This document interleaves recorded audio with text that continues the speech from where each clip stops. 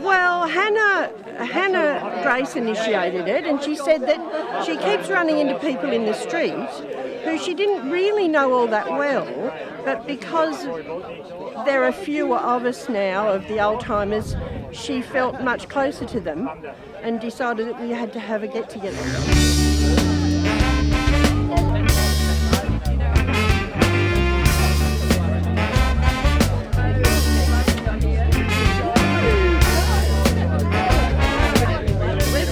Names. It's like, look, there's what's the name over there? What's the name? Paul. My name is Roslyn White, and I'm a hippie from Cooper's Lane, Mullumbimby, from the 70s. Yep, and I'm here to meet up with a whole lot of other old hippies and just to catch up. I came here about 40 years ago. We bought Narada in 1971. 1970. I came here in April 1972.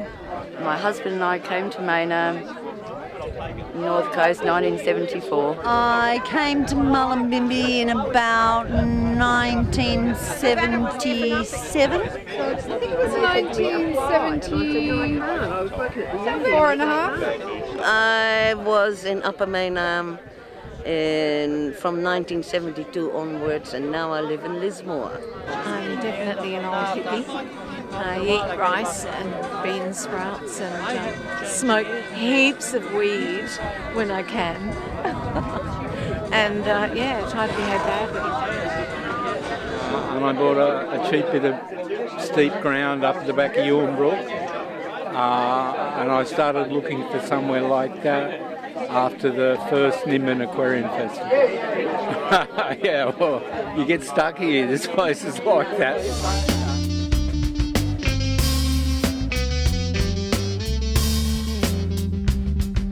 Well, I was a board rider from New Zealand, and I came to Byron Bay, and we were having trouble with neighbours, and the copper there said she was a nutter, and the sergeant said, you won't beat these people, they've got too much money, because he was a solicitor. And he said, you should go bush. And I was working in Ballina, and the guy said, I was working with City, bought 5 acres at Mill Road for $4,500. I know it was nothing. I thought, geez, I could pay that off.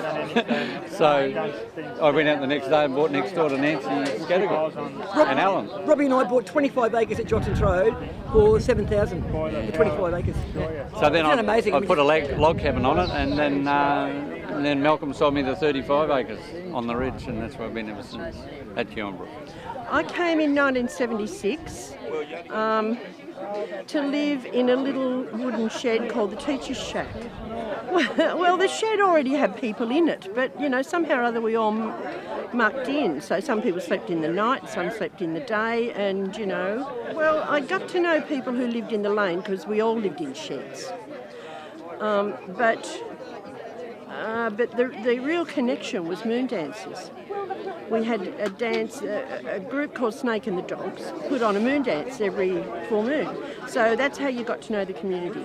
And somehow in those days, we were doing a social experiment. We didn't know what we were doing really, but we knew that we didn't like our lifestyle in the city and the whole capitalist chasing the money thing. So we tried to find an alternative. And I think it was an experiment that worked, because we are all here 40 years later. I don't normally drink, you know that. But so, this is what happens when you get old. When you get I know. Someone made a cookie. We're all laughing. Yeah, well, no, we found the straight ways to get inebriated. You drink alcohol. Marijuana cookie?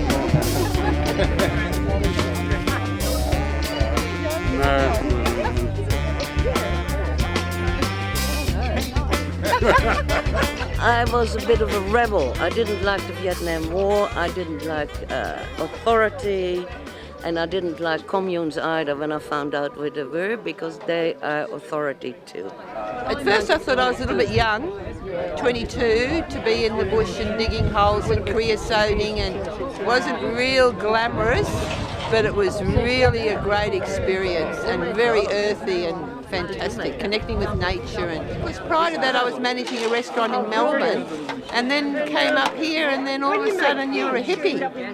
But I did identify with San Francisco and the flower movement and Haight-Ashbury, and I think that's where the hippie was really American, the hippie movement, yeah. When I first came to Mullumbimby, it was a very quiet little town. It was a dying dairy town, and with empty shop fronts. And there were these people wandering around in the street in petticoats and gumboots. Very nice looking people. So I thought, oh, this is good. I'll come here.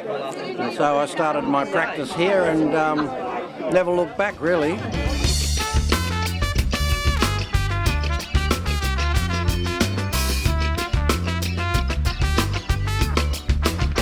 You'd never be able to do what we did back then up in the hills of Mullumbimby, ever. No, you can't live like that anymore. So it was very special. Yeah, I really appreciated having the time to do that.